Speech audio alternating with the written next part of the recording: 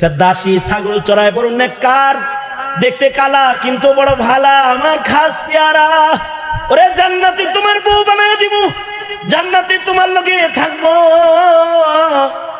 ঘুম থেকে উঠা সোজা দৌড় দিছে, যেই মরুভূমির সন্ধান স্বপ্নে পাইছে সেই মরুভূমিতে সোজা দৌড়ে চলে গেছে বউ দেখার লেগে, বিয়া করার লেগে না, কিন্তু জান্নাতে হেল লেগে থাকবো, দুনিয়াতে এক নজর দেখার লেগে। যায় দেখে আসলে দাসী মাইমুনা বসে বসে ইবাদত করতেছে, জিক্র আজকার করতেছে, কেবলামুখী বসা, বড় নেককার, আবরু নিজেকে আবরু করে, নিজেকে পর্দা আবৃত করে ইবাদত করছে। খাজা আব্দুল ওয়াহিদ পর্দার পেছনে দাঁড়ায় পর্দা দেখে বুঝছে এইটাই এটা হইব, তাছাড়া এত পর্দা কে এত সুন্দর করে এইখানে মরুভূমিতে ইবাদত করে, এইটা বউ হবে। যায় পিছনে বসে রয়েছে, আওয়াজ দেয় না যে ইবাদত যদি শেষ হয় একটু সালাম কালাম করে যাওগা। খাজা আব্দুল ওয়াহিদ সালাম দেওয়ার আগে দাসী মাইমুনা নামাজের সালাম ফিরায় বলতেছে, আব্দুল ওয়াহিদ এনে আইসো কে? আব্দুল ওয়াহিদ তুমি এখানে আসছো কেন? তোমার সাথে সাক্ষাৎ তো আমার দুনিয়াতে না, তোমার সাথে সাক্ষাৎ হবে আমার জান্নাতের ভেতরে, এখানে আসছো কেন? খাজা আব্দুল ওয়াহিদ বলে, তুমি জানলা কেমনে যে আমি আব্দুল ওয়াহিদ?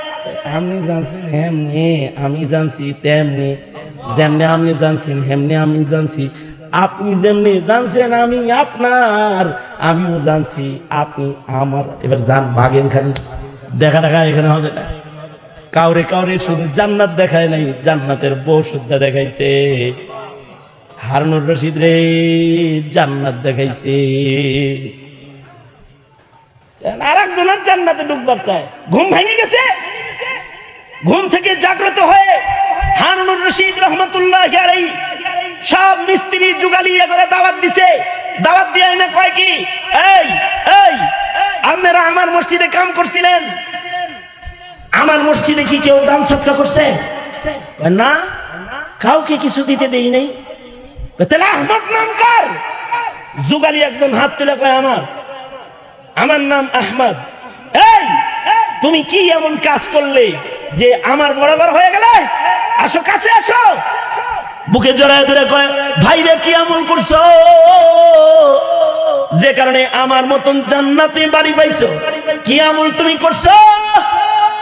এ যুগালি কয়, বাদশা নামদার আপনি বলছেন একা মসজিদ বানাবেন, কারোর দান আপনি নিবেন না। আপনার মসজিদে কেউ দান করার সাহস পায় না।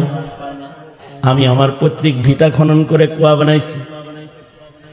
এই কূপ খনন করার সময় বাপের ভিটার জমিনের নিচ থেকে সাদা ধবধবে 3 টুকরা পাথর বেরিয়েছে।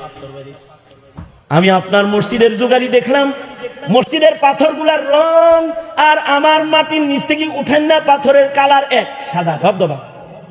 ভাবলাম প্রকাশ্যে এটা দেওয়া যাবে না, তাই রাতের আধারে একদিন 3টা পাথরের টুকরা আপনার জমা করা পাথরের স্তূপের ভিতরে রাতের আধারে আইসা আমি একদিন দেখে কিবলামুখী হয়ে আল্লাহকে ডেকে বলেছি, আল্লাহ আমিও কিন্তু ইব্রাহিমের সন্তান।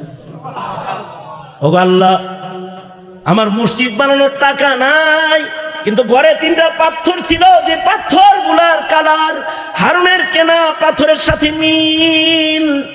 আল্লাহ গো, ভিড়ের ভেতরে তোমার বাইতুল্লাহ নির্মাণের মোবারক কাজে আমার ঘরের সাদা 3 টুকরা পাথর আমি হারুনুর রশিদের এই পাথরের স্তূপের পরে রেখে গেলাম।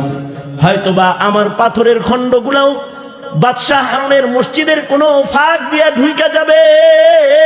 ওগো মোর মাওলা, ওগো আমার আল্লাহ, ময়দানে মাহশারে তুমি যখন মসজিদ নির্মাতাদের ডাকবা আর একটা একটা করে বাড়ি উপহার করবা, আল্লাহ গো, ইব্রাহিমের সন্তান হিসেবে 3 পাথরের সাদকার বদলায় হইল, আমাকে কিন্তু তুমি মসজিদ নির্মাতা বলে ডাক দিও।